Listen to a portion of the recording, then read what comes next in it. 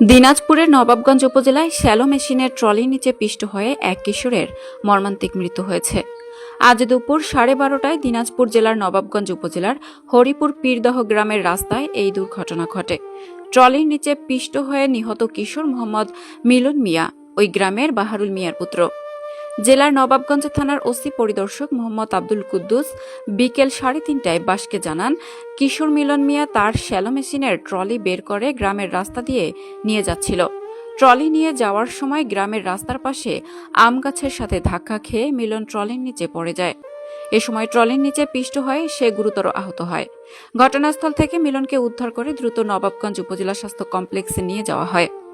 উপজেলা স্বাস্থ্য কমপ্লেক্সের কর্তব্যরত চিকিৎসক মিলনকে পরীক্ষা করে তাকে মৃত ঘোষণা করেন। পুলিশ জানায়, নিহত কিশোর মিলনের পরিবার ময়নাতদন্ত ব্যতি রেখে তার লাশ গ্রহণের আবেদন করেছে। লাশের সুরতহাল রিপোর্ট প্রস্তুত করা হয়েছে। ঊর্ধ্বতন কর্তৃপক্ষের অনুমতিক্রমে লাশ পরিবারের নিকট হস্তান্তর করা হবে।